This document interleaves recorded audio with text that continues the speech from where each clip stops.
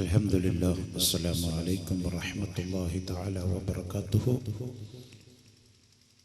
الحمد لله رب العالمين والعاقبة للمتقين والصلاة والسلام على أشرف المخلوقين وآل كل والصحابة أجمعين. أما بعد، نحمده ونستعينه ونؤمن به ونتوكل عليه ونعوذ بالله من شرور أنفسنا ومن سيئات أعمالنا. من يهده الله فلا مضل له ومن يضلله فلا هادي له. ونشهد أن لا إله إلا الله وحده لا شريك له. ونشهد أن سيدنا ومولانا محمدا صلى الله عليه وسلم عبده ورسوله أرسله بالهدى ودين الحق ليظهره على الدين كله ولو كره المشركون. أما بعد، بسم الله عظيم القدرة والشان شديد البطش والبرهان حافظ الدين والقرآن. بسم الله ما شاء الله كان، بسم الله ما شاء الله كان، بسم الله ما شاء الله كان، وما لم يشأ لم يكن. لا حول ولا قوة إلا بالله العلي العظيم. إن أريد إلا الإصلاح ما استطعت وما توفيقي إلا بالله عليه توكلت وإليه أنيب. أعوذ بالله من الشيطان الرجيم. بسم الله الرحمن الرحيم. والوالدات يرضعن أولادهن حولين كاملين. صدق الله مولانا العظيم.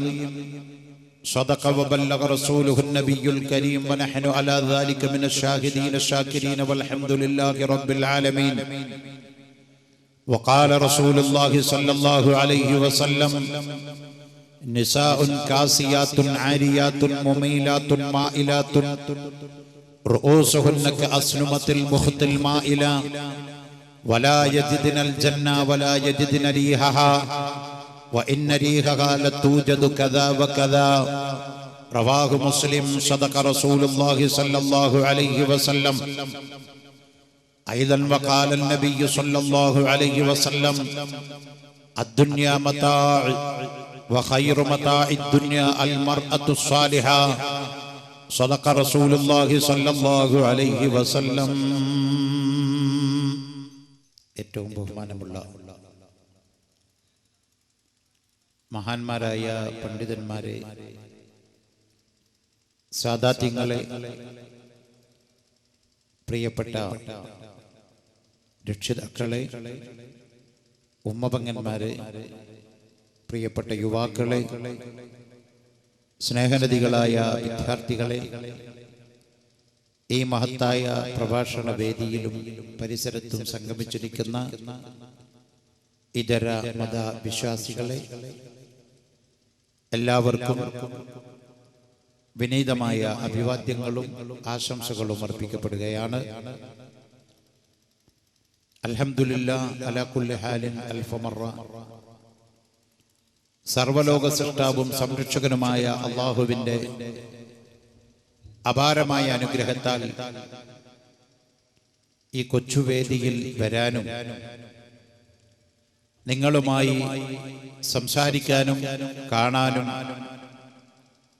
അവസരം നൽകിയ അല്ലാഹുവിന് എല്ലാവിധ സ്തുതികളും സ്തോത്രങ്ങളും അർപ്പിക്കപ്പെടുകയാണ്. ബഹുമാനമുള്ളവരെ, ഇവിടെ ദിവസങ്ങളോളമായി നടന്നുവരുന്ന ഒരു പരിപാടിയുടെ ഒരു ഭാഗമാണ് ഇന്ന്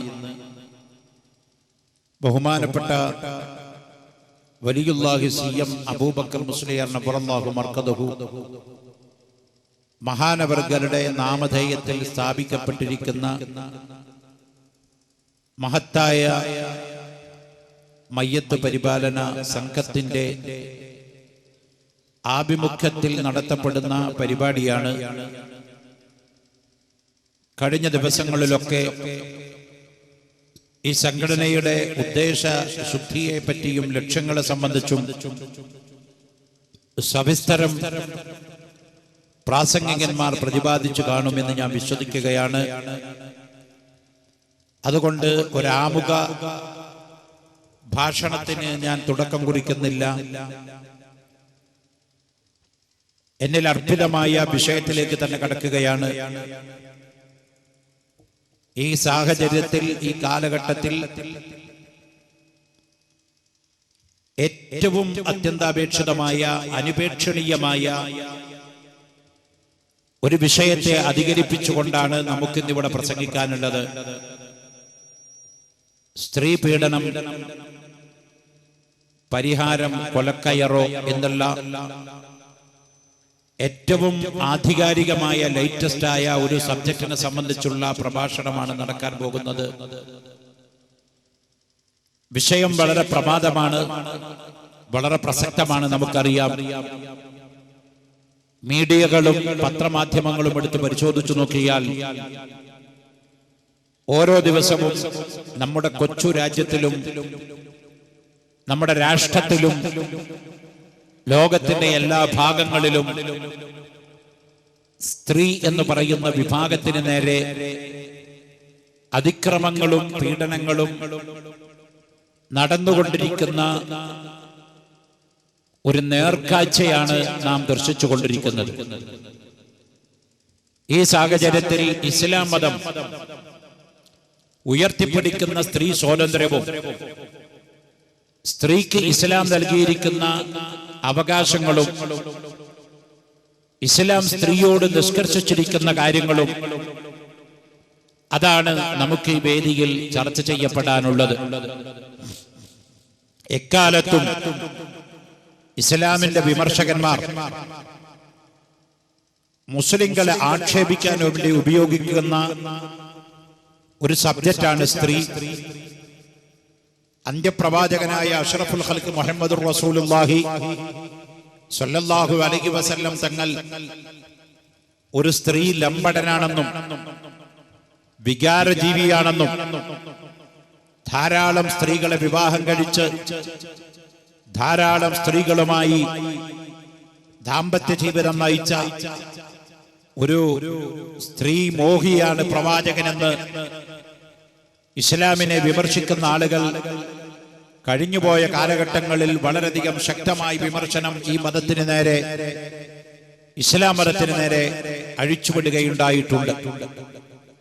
കാലഘട്ടം സാക്ഷിയായിക്കൊണ്ട് തന്നെ പറയട്ടെ, വിമർശകരുടെ മുഴുവൻ നാവടക്കിക്കൊണ്ട്, വായടക്കിക്കൊണ്ട് ലോകമെന്ന ഇസ്ലാമിന്റെ ആശയത്തിലേക്കും ഇസ്ലാം ഉയർത്തിപ്പിടിച്ച മൂല്യങ്ങളിലേക്കും ലോകത്തിന് തിരിച്ചു വരേണ്ടി വരുന്ന ഒരു അവസ്ഥാവിശേഷമാണ് നമ്മൾ എല്ലാ വിഷയത്തിലും കാണുന്നത് പോലെ സ്ത്രീയുടെ വിഷയത്തിലും കണ്ടുകൊണ്ടിരിക്കുന്നത്. ഇസ്ലാം മതം സ്ത്രീയെ സംബന്ധിച്ച് പറയുന്ന കൂട്ടത്തിൽ അതിന്റെ സൃഷ്ടിപ്പിനെ സംബന്ധിച്ചു തന്നെ പറഞ്ഞു. ആദ്യം അല്ലാഹു തആല സൃഷ്ടിച്ചത് ഒരു പുരുഷനെയാണ്. അബൂന അബുൽ ബശർ സയ്യിദുന ആദം നബി അലൈഹിസ്സലാം. ആദം നബി അലൈഹിസ്സലാം എന്ന് പറയുന്ന ആദിമ മനുഷ്യനായ ആദം നബിയുടെ ഇടത്തെ വാരിയലിൽ നിന്ന് ഒരു വാരിയല് ഊരിയെടുത്തിട്ട് അതിൽ നിന്നാണ് മനുഷ്യവർഗത്തിന്റെ മുഴുവൻ ഉമ്മയായി തീരുന്ന ആദ്യത്തെ സ്ത്രീയായ ആദമിന്റെ ഭാര്യയായി തീർന്ന ഹവ്വാ ബീവി റളിയല്ലാഹു അൻഹയെ സൃഷ്ടിക്കുന്നത്. അതുകൊണ്ടാണ് നബി സല്ലല്ലാഹു അലൈഹി വസല്ലം തങ്ങൾ പറഞ്ഞത്, സ്ത്രീയുടെ കാര്യത്തിൽ നീ നിഷ്പക്ഷനായിരിക്കണം. കാരണം അതൊരു വളഞ്ഞ വാരിയല്ലുകൊണ്ട് സൃഷ്ടിക്കപ്പെട്ട ജീവിയാണ്. നീ അതിനെ വല്ലാതെ പിടിച്ച് നിവർത്താൻ നോക്കിയാൽ അത് പൊട്ടിപ്പോകും, വല്ലാതെ പിടിച്ചു വളക്കാൻ നോക്കിയാലും അത് പൊട്ടിപ്പോകും.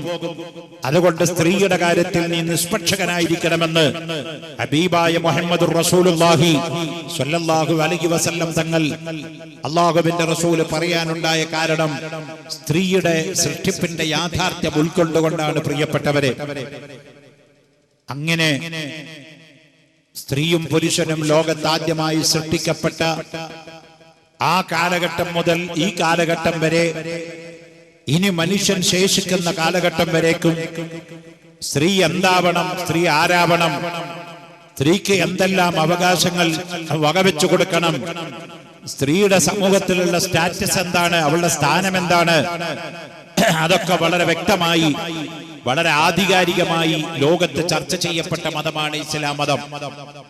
പ്രിയപ്പെട്ടവരെ, ഇത് പറയുമ്പോൾ നമ്മൾ ഇസ്ലാം മതത്തിലെ സ്ത്രീയെ സംബന്ധിച്ച് ചർച്ച ചെയ്യുമ്പോൾ ലോകത്താകമാനമുള്ള സ്ത്രീയെ സംബന്ധിച്ച് സ്വാഭാവികമായി നമ്മൾ ചർച്ച ചെയ്യപ്പെടേണ്ടി വരും. പ്രവാചകരായ മുഹമ്മദ് നബി സല്ലല്ലാഹു അലൈഹി വസല്ലം തങ്ങൾ 1400 വർഷങ്ങൾക്ക് അപ്പുറം ലോകത്ത് സ്ത്രീയെ സംബന്ധിച്ച് പ്രഖ്യാപിക്കപ്പെടുന്ന അവസരത്തിൽ സ്ത്രീ ആരായിരുന്നു എന്ന് മനസ്സിലാക്കിയിട്ട് വേണം ഇന്നത്തെ സ്ത്രീയെ സംബന്ധിച്ചുള്ള വിഷയം നമ്മൾ ചർച്ച ചെയ്യാൻ. 1400 കൊല്ലം മുമ്പ് സ്ത്രീ ആരായിരുന്നു? 1400 കൊല്ലങ്ങൾക്ക് മുമ്പുള്ള സ്ത്രീക്ക് ലോകത്ത് അവകാശങ്ങൾ നേടിക്കൊടുത്തത്, ജീവിക്കാനുള്ള അവകാശം കൊടുത്തത്, അവരുടെ അവകാശങ്ങളും അതുപോലെ തന്നെ അവരുടെ ജീവിതവും വകവെച്ചു കൊടുത്തത് പരിശുദ്ധ ഇസ്ലാം മതമായിരുന്നു എന്ന് ആധികാരികമായി രേഖകൾ പരിശോധിച്ചാൽ നമുക്ക് കാണാം. ഏത് കാലഘട്ടത്തിലാണ് പ്രവാചകൻ സ്ത്രീകൾക്ക് നേരെ ശബ്ദിക്കുന്നതെന്നറിയോ? മനു എന്ന് പറയുന്ന ഒരു മഹർഷി ജീവിച്ചിരുന്ന കാലഘട്ടമുണ്ടായിരുന്നു 2000 വർഷങ്ങൾക്ക് മുമ്പേ. 2000 വർഷങ്ങൾക്ക് മുമ്പ് മനു എന്ന് പറയുന്ന ഒരു മഹർഷി വര്യൻ ജീവിച്ചിരുന്നു. അദ്ദേഹത്തോട് ചോദിച്ചു, സ്ത്രീക്ക് എത്ര കണ്ട് സ്വാതന്ത്ര്യം നൽകാം? മനു പറഞ്ഞത്, പിതോ രക്ഷിത കൗമാരെ, ഭർത്തോ രക്ഷിത യൗവനെ, പുത്രോ രക്ഷിത വാർദ്ധക്യ, ന സ്ത്രീ സ്വാതന്ത്ര്യമർഹതി. ഇതാണ് മനുവിന്റെ സിദ്ധാന്തം. മനു മഹർഷി എന്താണ് പറയുന്നത്? പിതോ രക്ഷിത കൗമാരെ, ചെറുപ്രായത്തിൽ പെണ്ണിനെ നോക്കാൻ പിതാവുണ്ട്, വാപ്പയുണ്ട്. ഭർത്തോ രക്ഷിത യൗവനെ, യൗവനപ്രായത്തിൽ പെണ്ണിനെ നോക്കാൻ ഭർത്താവുണ്ട്. പുത്രോ രക്ഷിത വാർദ്ധക്യ, വാർദ്ധക്യമാകുന്ന വയസ്സാകുന്ന സമയത്ത് പെണ്ണിനെ നോക്കാൻ പുത്രന്മാരും മക്കളുമുണ്ട്. അതുകൊണ്ട് ഇന്ന സ്ത്രീ സ്വാതന്ത്ര്യം അർഹതി, ഇതിന്റെ അങ്ങേപ്പുറത്ത് സ്ത്രീക്ക് യാതൊരുവിധ സ്വാതന്ത്ര്യവും അവകാശവും വകവെച്ചു കൊടുക്കാൻ പാടില്ല എന്ന് മനു മഹർഷി ലോകത്ത് ഉദ്ഘോഷിക്കപ്പെടുന്ന വേദം നിലനിൽക്കുന്ന കാലഘട്ടത്തിൽ 1400 കൊല്ലങ്ങൾക്കപ്പുറം അറേബ്യയിൽ അന്ത്യപ്രവാചകനായ മുഹമ്മദ് റസൂലുള്ളാഹി സല്ലല്ലാഹു അലൈഹി വസല്ലം തങ്ങൾ സ്ത്രീയെ സംബന്ധിച്ച് പറഞ്ഞത്, ഹുബ്ബിബ ഇലയ്യ മിൻ ദുനിയാകും അത്വീബു വന്നിസാ. ഉറങ്ങല്ല. വയലിന് ഒരു 10,000-25,000 ഒക്കെ ആള് കൂടിയാണ് വയലിന് വരുന്നവർക്ക് സുഖമാണ്. കാരണം ഒരു 25,000 ആള് ഉള്ള വയലാണെങ്കിൽ ആ പ്രഭാഷകന് ഓരോരുത്തരെയും ഐഡന്റിഫൈ ചെയ്യാൻ പറ്റില്ല. ചുരുങ്ങിയ സദസ്സിൽ ഒരു വയൽ പറയുകയാണെങ്കിൽ ഓരോരുത്തരെയും ശ്രദ്ധിക്കാനും മനസ്സിലാക്കാനും സാധിക്കും. അതുകൊണ്ട് ഒരാളുടെ ചിന്ത വയലിന്റെ സദസ്സിൽ നിന്ന് മാറിപ്പോകുന്നുണ്ടോ എന്ന് വ്യക്തമായും ഒരു പ്രഭാഷകൻ അറിയാൻ സാധിക്കും. അതുകൊണ്ട് ഉറങ്ങാൻ പാടില്ല. ഞാൻ വളരെ കുറച്ച് കാര്യം മാത്രമേ പറയുന്നുള്ളൂ. വിഷയത്തെ സംബന്ധിച്ച് വളരെ സുദീർഘമായ ഒരു പ്രഭാഷണം നടത്തണം എന്ന് തന്നെയാണ് എൻ്റെ അഭിപ്രായം. മുസ്ലിം സമുദായത്തിന് എക്കാലത്തും ആവശ്യമുള്ള ഇസ്ലാമിക പ്രവർത്തനം അത് പ്രബോധനം തന്നെയാണ്, പ്രഭാഷണം തന്നെയാണ്. ഇസ്ലാമിക പ്രവർത്തനത്തിൽ ഏറ്റവും വലിയ പ്രവർത്തനം ഉപദേശമാണ്. ഉപദേശത്തിനേക്കാൾ വലിയ ഒരു പ്രവർത്തനം ഇസ്ലാം മതത്തിൽ വേറെ ഇല്ല. അതുകൊണ്ടാണ് ഖുർആൻ പറഞ്ഞത്, വൽതകും മിൻകും ഉമ്മത്തും യദ്ഊന ഇലൽ ഖൈർ, നിങ്ങളിൽ നിന്ന് സന്മാർഗത്തിലേക്ക് നയിക്കുന്ന ഒരു സമുദായം എപ്പോഴും ഉണ്ടാവട്ടെ. മറ്റൊരു സ്ഥലത്ത് ഖുർആൻ പറഞ്ഞത്, കുൻതും ഖൈറ ഉമ്മ, നിങ്ങൾ ലോകത്തെ ഏറ്റവും പെർഫെക്റ്റ് സമുദായമാണ്. ആര്? മുസ്ലിങ്ങൾ. എന്തുകൊണ്ട്? തഅമുറൂന ബിൽ മഅറൂഫ്, നിങ്ങൾ ജനങ്ങളെ കൊണ്ട് നന്മ കൽപ്പിക്കുന്നു. വതൻഹൗന അനിൽ മുൻകർ, നിഷിദ്ധമായ കാര്യങ്ങളെ തൊട്ട് നിങ്ങൾ തടയുകയും ചെയ്യുന്നു. അപ്പൊ നിരന്തരമായി നിങ്ങൾ വയല് പറഞ്ഞുകൊണ്ടിരിക്കുന്നു, നിരന്തരമായി നിങ്ങൾ മതപ്രഭാഷണങ്ങൾ നടത്തിക്കൊണ്ടിരിക്കുന്നു. അതാണ് ഇസ്ലാം മതത്തിന്റെ പ്രവർത്തനങ്ങളിൽ ഏറ്റവും വലിയ പ്രവർത്തനം. അല്ലാതെ യുദ്ധമല്ല, ജിഹാദല്ല, സംഘടനമല്ല, പ്രകടനമല്ല, പിക്കറ്റിംഗ് അല്ല. ഇസ്ലാം മതത്തിന്റെ പ്രവർത്തനങ്ങളിൽ ഏറ്റവും വലിയ പ്രവർത്തനം ഏതാണെന്ന് ചോദിച്ചാൽ അത് വയല് പറയൽ തന്നെയാണ് കേട്ടോ. മഹാന്മാരുടെ ചരിത്രം പരിശോധിച്ചു നോക്കിയാൽ, അമ്പിയാക്കളുടെ ചരിത്രം പരിശോധിച്ചു നോക്കിയാൽ നമുക്കത് കാണാം. പരിശുദ്ധ ഖുർആനിൽ അല്ലാഹു റബ്ബുൽ ഇസ്സത്ത് നബി സല്ലല്ലാഹു അലൈഹി വസല്ലം തങ്ങളോട് പറഞ്ഞത് എന്താണ്? നബിയെ, നിങ്ങൾ വയല് പറഞ്ഞുകൊണ്ടേയിരിക്കുക. നിങ്ങൾ ഫദക്കിർ, നിങ്ങൾ ജനങ്ങൾക്ക് വഅദ് പറഞ്ഞുകൊണ്ടേയിരിക്കുക. നിങ്ങളുടെ വഅദ് കേട്ടുകൊണ്ട് ചിലപ്പോൾ 1,00,000 ആള് പങ്കെടുത്ത വഅദിൽ നിന്ന് ചിലപ്പോൾ 10 ആളാകുന്ന ഇരയാകുന്നത്. അതുകൊണ്ട് നിങ്ങൾ വഅദ് കുറക്കാൻ പാടില്ല. ഫദക്കിർ, നിങ്ങൾ വഅദ് പറഞ്ഞുകൊണ്ടേയിരിക്കുക. ഫഇന്ന ദിക്റാ തൻഫഉൽ മുഅ്മിനീൻ, നിങ്ങളുടെ വഅദ് കൊണ്ട് ഉപദേശം ശ്രദ്ധിക്കപ്പെടുന്നവർ അവർ സത്യവിശ്വാസികൾ മാത്രമാണ്. വഅദ് കേട്ടിട്ട് മാറ്റമുണ്ടാവൽ ആരുടെ ഹൃദയത്തിലാണ്? അല്ലാഹു തആല ഹിദായത്ത് കൊടുത്ത സത്യവിശ്വാസികൾ എന്ന് പറയുന്ന സജ്ജനങ്ങളുടെ ഹൃദയത്തിൽ മാത്രമേ വഅദ് കേട്ടിട്ടൊരു മാറ്റം ഉണ്ടാവുള്ളൂ. അല്ലാതെ ജഗബോഗം അങ്ങനെ വരും, കുറെ ആള് വരും, ജഗബോഗം അങ്ങനെ പോകും. ഇപ്പൊ വഅദിന്റെ വല്ല കുറവുണ്ടോ? വഅദിന് വരും, പള്ളിയിൽ വരും, നിസ്കരിക്കും, കള്ളും കുടിക്കും, പെണ്ണും പിടിക്കും. ജമാഅത്തിന് വല്ല കുറവുണ്ടോ? പൗരാണിക കാലഘട്ടത്തെ അപേക്ഷിച്ചിടത്തോളം മതവിശ്വാസങ്ങളൊക്കെ കൂടിയിരിക്കാൻ, വയലുകൾ വർദ്ധിച്ചിരിക്കുകയാണ്. ഇപ്പോ മീഡിയകളിലും മറ്റുമൊക്കെ വയലുകൾ, ഇന്റർനെറ്റിലും അതുപോലെ തന്നെ യൂട്യൂബിലൊക്കെ വയല് നമ്മളിങ്ങനെ കേട്ടുകൊണ്ടിരിക്കുക. ഏത് പ്രഭാഷകന്റെ വയല് വേണമെങ്കിലും ഇപ്പോൾ വീട്ടിൽ ഇരുന്നുകൊണ്ട് നമുക്ക് കേൾക്കാനുള്ള സംവിധാനമുണ്ട്. പല പല സംവിധാനങ്ങളുണ്ട്. മീഡിയകളിൽ അറിയാനുള്ള സംവിധാനങ്ങളുണ്ട്. ഇസ്ലാമിനെ സംബന്ധിച്ച് എങ്ങനെ അറിയാനുള്ള സംവിധാനങ്ങളുണ്ട്. പക്ഷേ എന്നിട്ടും ജനങ്ങൾ ഈമാൻ വെച്ച് നോക്കുമ്പോൾ, വിശ്വാസം വെച്ച് നോക്കുമ്പോൾ, പഴയ കാലഘട്ടത്തെ ഈ സംവിധാനങ്ങളൊന്നുമില്ലാത്ത കാലഘട്ടത്തെ ജനങ്ങളെ അപേക്ഷിച്ച് ഇന്ന് ഈമാൻ കുറവുള്ള വിഭാഗമാണ്. ബഹുമാനപ്പെട്ട നബിയുനാ മുഹമ്മദ് റസൂലുള്ളാഹി സല്ലല്ലാഹു അലൈഹി വസല്ലം തങ്ങൾ വളരെ നേരത്തെ നമ്മളോട് പറഞ്ഞു തന്നൊരു ഹദീസ് ഉണ്ട്. മോനെ, ഖിയാമത്ത് നാളെന്ന് പറയുന്ന അന്ത്യനാളിനോട് അടുത്ത കാലഘട്ടം വന്നാൽ എന്റെ സമുദായം അധികരിച്ച ആളുകളുണ്ടാവും. എന്റെ സമുദായം അധികരിച്ച ആളുകളുണ്ടാവും. ലാ യബ്ഖാ മിനൽ ഇസ്ലാമി ഇല്ല ഇസ്മുഹു, ലാ യബ്ഖാ മിനൽ ഇസ്ലാമി ഇല്ല ഇസ്മുഹു, അവരിൽ നിന്ന് മുസ്ലിം എന്ന പേരല്ലാതെ മറ്റൊന്നും ഉണ്ടാവില്ല. വലാ യബ്ഖാ മിനൽ ഖുർആനി ഇല്ലാ റസ്മുഹു, ഖുർആനിൽ നിന്ന് അതിന്റെ റസ്മ്, അതിന്റെ അക്ഷരങ്ങളല്ലാതെ മറ്റൊന്നും ശേഷിക്കാത്ത കാലഘട്ടം വരും. മുസ്ലിം എന്ന പേര് മാത്രമേ ബാക്കിയുണ്ടാവുകയുള്ളൂ. ഖുർആനിൽ അതിന്റെ അക്ഷരങ്ങൾ മാത്രമേ ശേഷിക്കുകയുള്ളൂ. അങ്ങനത്തെ ഒരു കാലഘട്ടം നിങ്ങളിൽ വരുമെന്ന് ഷഫീഉനാ മുഹമ്മദ് റസൂലുള്ളാഹി സ്വല്ലല്ലാഹു അലൈഹി വസല്ലം തങ്ങൾ പഠിപ്പിച്ചിട്ടുണ്ട്. അപ്പോ മതവിശ്വാസം ആളുകൾക്ക് വർദ്ധിച്ച കാലമാണ്. സമുദായത്തിൽ അംഗസംഖ്യ പോപ്പുലേഷൻ വെച്ച് നോക്കുകയാണെങ്കിൽ കേരളത്തിൽ 98 ലക്ഷം മുസ്ലിങ്ങളുണ്ട്. 98 ലക്ഷം മുസ്ലിങ്ങൾ. കേരളത്തിലെ ഏറ്റവും വലിയ സമുദായം ഇപ്പൊ മുസ്ലിം സമുദായ. ഇടവ സമുദായത്തെക്കാൾ മുസ്ലിങ്ങൾ മുന്നിലാണെന്ന് 2000 നരേന്ദ്ര കമ്മീഷൻ റിപ്പോർട്ട് എടുത്ത് നോക്കിയാൽ കാണാം. കേരളത്തിലെ ഏറ്റവും വലിയ സമുദായം, ഒറ്റ സമുദായം ഇടവ സമുദായമായിരുന്നു പണ്ട്. അതിനേക്കാൾ മുൻപന്തിയിൽ 2000 മുസ്ലിങ്ങൾ ഓവർടേക്ക് ചെയ്തു പോയി. 2000 സർവേ പ്രകാരം 98 ലക്ഷം മുസ്ലിങ്ങൾ കേരളത്തിൽ അധിവസിക്കുകയാണ്. ലോകത്ത് 120 കോടിയോളം മുസ്ലിങ്ങളുണ്ട്. ഇന്ത്യയിൽ 18 കോടിയോളം മുസ്ലിങ്ങളുണ്ട്. പക്ഷേ ഈ മുസ്ലിങ്ങളുടെയൊക്കെ വിശ്വാസപരമായ കാര്യം പരിശോധിച്ചു നോക്കിയാൽ ആൾക്കൂട്ടങ്ങളുണ്ട്. പള്ളിയിൽ ആളുണ്ട്, നിസ്കരിക്കാൻ ആളുണ്ട്, ജമാഅത്തിന് ആളുണ്ട്, നോമ്പിന് ആളുണ്ട്, സദ്യ നടത്താൻ ആളുണ്ട്, ചാരിറ്റി പ്രവർത്തനങ്ങൾക്ക് ആളുണ്ട്. പക്ഷെ വിശ്വാസമില്ല കേട്ടോ. ഈമാനില്ലാതെയായി പോയിരിക്കുന്ന പ്രിയപ്പെട്ടവരെ, പൗരാണിക ജനതയെ അപേക്ഷിച്ച് നമ്മുടെ ഈമാൻ നഷ്ടപ്പെട്ടു പോയിരിക്കുന്നു പ്രിയപ്പെട്ടവരെ. അത് വീണ്ടെടുക്കലാണ് മുസ്ലിം സമുദായത്തിന്റെ ആവശ്യം. ഞാൻ പറഞ്ഞു വരുന്നത്, ലോകത്ത് സ്ത്രീക്ക് ഏറ്റവും വലിയ സ്വാതന്ത്ര്യം നൽകിയത് ഇസ്ലാം മതമാണ്. കണ്ടോ നിങ്ങൾ? ബഹുമാനപ്പെട്ട അഷ്റഫുൽ ഖൽഖ് മുഹമ്മദ് റസൂലുള്ളാഹി സല്ലല്ലാഹു അലൈഹി വസല്ലം തങ്ങൾ പെണ്ണിനെ പറ്റി പറഞ്ഞൊരു ഹദീസാണ് ഞാൻ നേരത്തെ കൽപ്പിച്ചത്. എന്താ പ്രവാചകർ പറയുന്നത്? ഹുബ്ബിബ ഇലയ്യ മിൻ ദുനിയാകും അത്തീബു വന്നിസാ. റസൂലുള്ളാഹി പറഞ്ഞ വാചകം നോക്കണം. നിങ്ങളുടെ ദുനിയാവ്, റസൂലുള്ളാഹിക്ക് ദുനിയാവ് ആവശ്യമില്ല.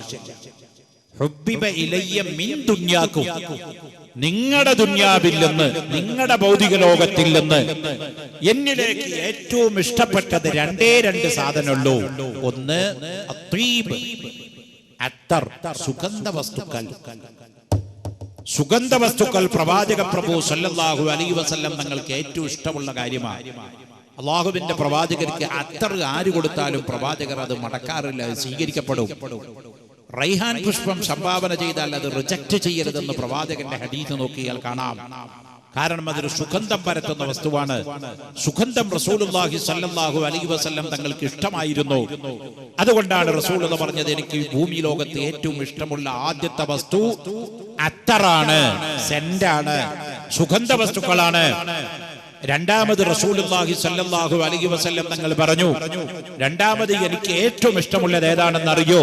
വന്നിസാൽ, സ്ത്രീകളാണെന്ന് മുഹമ്മദുർ റസൂലുള്ളാഹി. എന്താ അത് പറയാനുള്ള കാരണം? അള്ളാഹുവിന്റെ പ്രവാചകന് സ്ത്രീകളെ പറഞ്ഞത് അത്തറിന്റെ സ്ഥാനത്താണ്. പ്രവാചകന് സ്ത്രീകളോടാണ് ഏറ്റവും അധികം ഇഷ്ടം എന്ന് പറഞ്ഞതിന് വേറൊരു വ്യംഗ്യാർത്ഥം നിങ്ങൾ കൽപ്പിക്കണ്ട. അത് വികാരത്തിന്റെ പേരിൽ പറഞ്ഞതല്ല, അത് കാമവികാരത്തിന്റെ അർത്ഥത്തിൽ പറഞ്ഞതല്ല.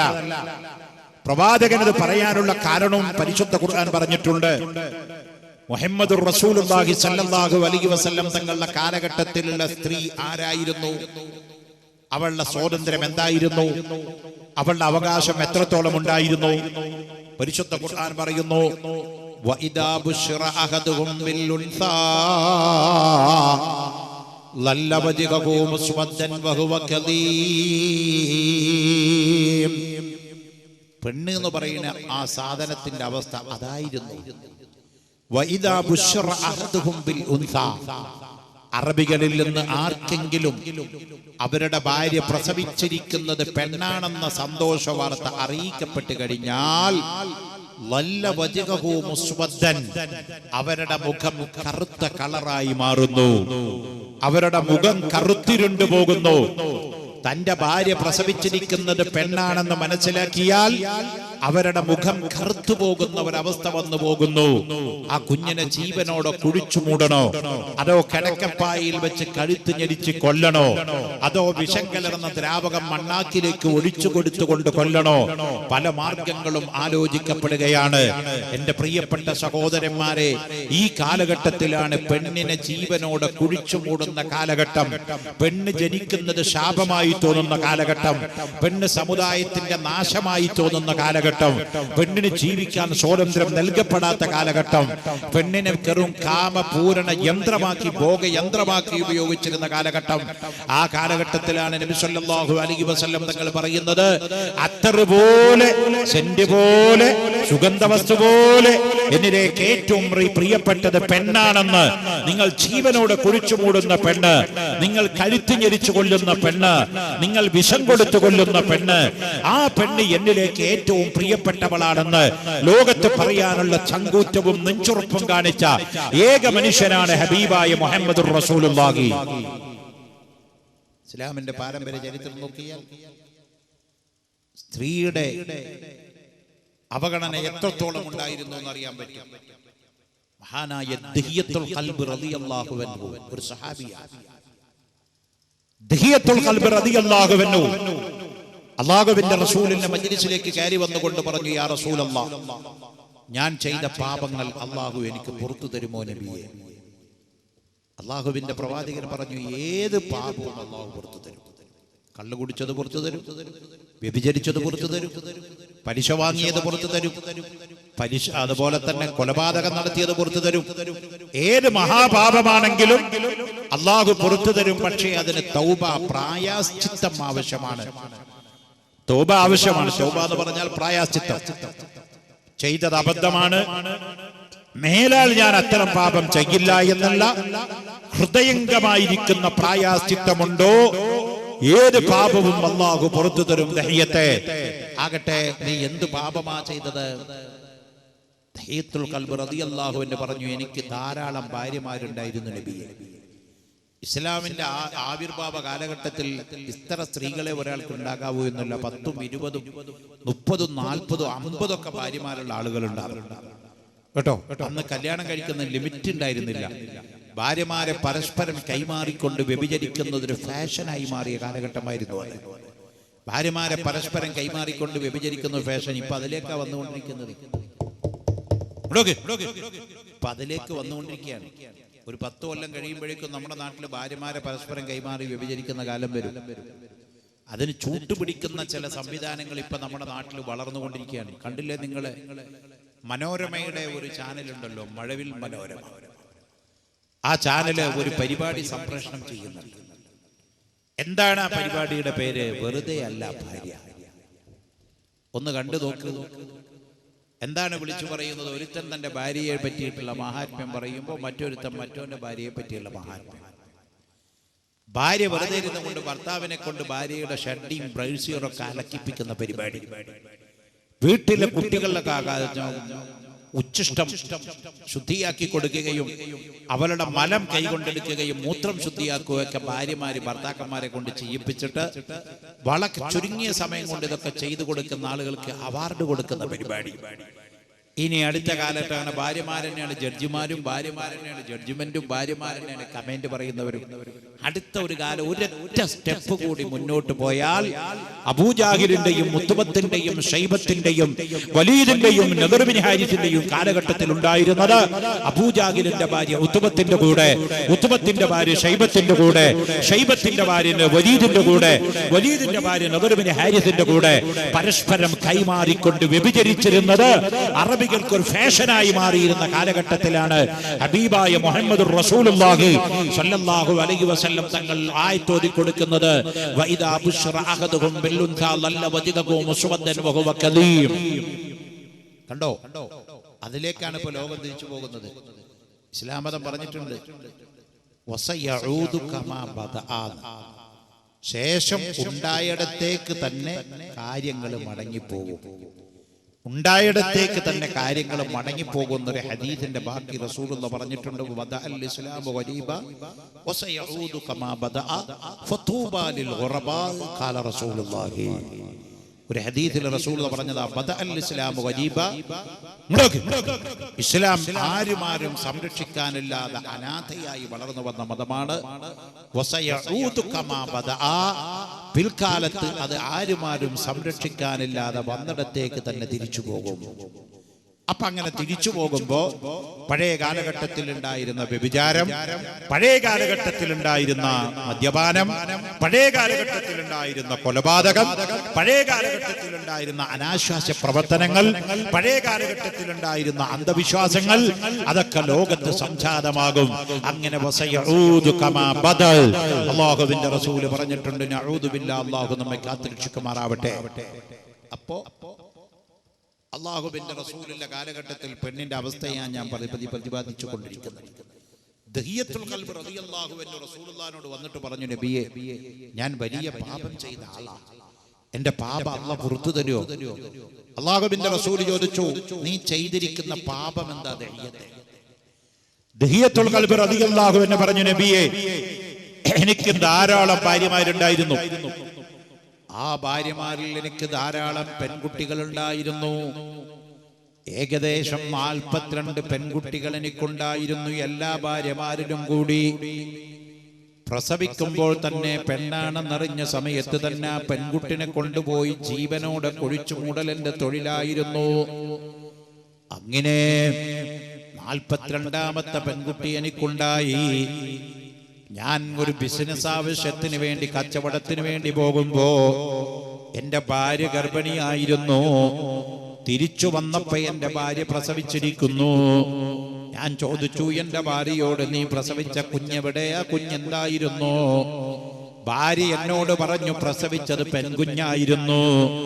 അതിനെ ജീവനോടെ ഞാനങ്ങ് കുഴിച്ചു മൂടി. ഞാനത് വിശ്വസിച്ചു. പക്ഷേ എന്റെ ഭാര്യ എന്നോട് പച്ചക്കള്ളം പറഞ്ഞതാണ്. ആ പ്രസവിക്കപ്പെട്ട പെൺകുഞ്ഞിനെ അവൾ അടുത്ത വീട്ടിലേക്ക് മാറ്റി താമസിച്ചു, വേറൊരാൾക്ക് വളർത്താൻ കൊടുത്തു. വേറൊരാളുടെ അധീനതയിൽ എന്റെ കുട്ടി വളർന്നു വലുതായി. അങ്ങനെ 16 വയസ്സുള്ള മകളായപ്പോൾ എന്റെ ഭാര്യ എന്നെ വിളിച്ചുകൊണ്ട് കൈപിടിച്ച് സത്യം ചെയ്യിപ്പിച്ചു. ഞാനൊരു സത്യം നിങ്ങളോട് തുറന്നു പറയാം. പക്ഷേ എനിക്ക് നിങ്ങളുടെ പക്കൽ നിന്ന് ഒരു ഉറപ്പ് കിട്ടണം.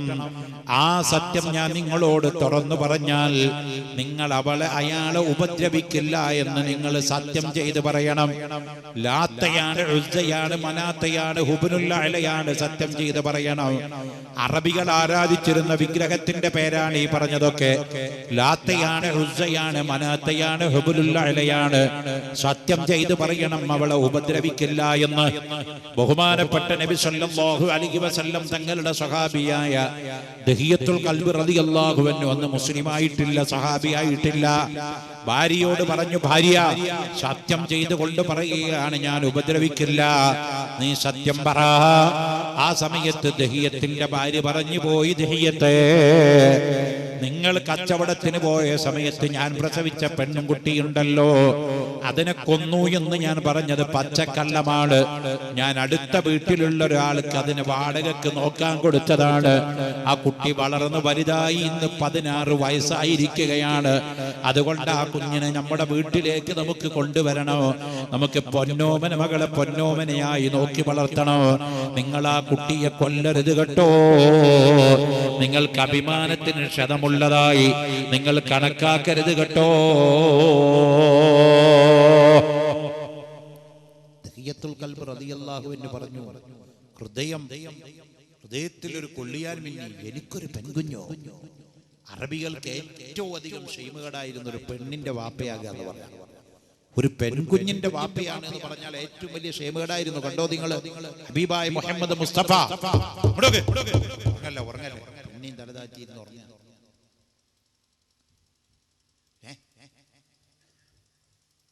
മുഹമ്മദ് റസൂലുള്ളാഹി സ്വല്ലല്ലാഹു അലൈഹി വസല്ലം തങ്ങളെ ആമിന ബീവി പ്രസവിച്ച് റസൂലുള്ളാഹിനെ പ്രസവിച്ചപ്പോൾ തന്നെ ആൺകുട്ടിയാണെന്ന് അറിഞ്ഞപ്പോ ഥുവൈബത്തുൽ അസ്ലമിയ എന്ന് പറഞ്ഞൊരു പെണ്ണ്, അബൂലഹബ് എന്ന് പറയുന്ന റസൂലുള്ളാഹിന്റെ മൂത്താപ്പയായ പേര് കേട്ടാൽ ലഅനത്ത് ചെല്ലേണ്ട, ഇസ്ലാമിന്റെയും റസൂലുള്ളാഹിന്റെയും കഠിന വിരോധിയായി തീർന്ന അബൂലഹബ് നബി തങ്ങളുടെ മൂത്താപ്പയാണ്, അബ്ദുല്ല എന്നവരുടെ ജ്യേഷ്ഠനാണ്.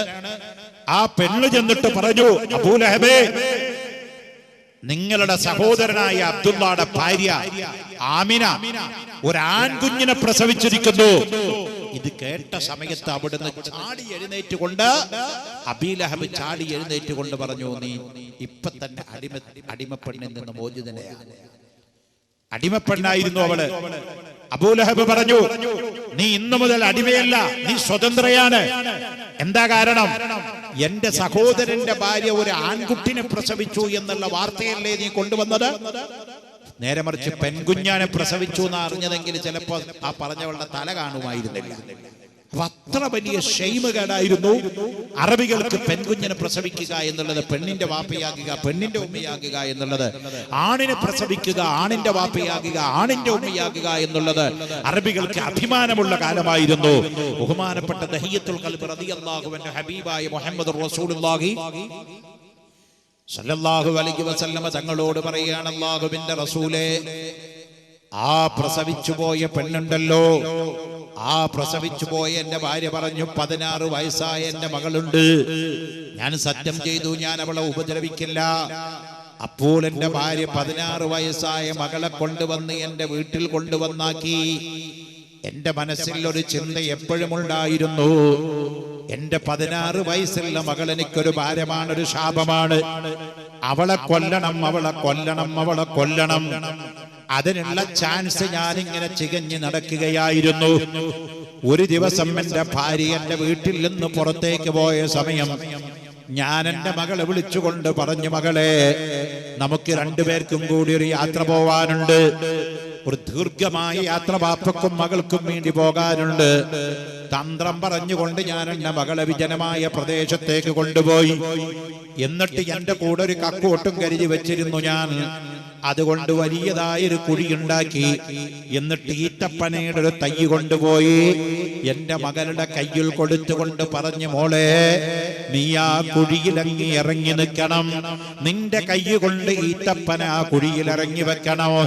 നിന്റെ കൈ കൊണ്ട് ഈത്തപ്പന നടണമെന്ന് പിതാവിന് ആഗ്രഹമുള്ളതാണ്.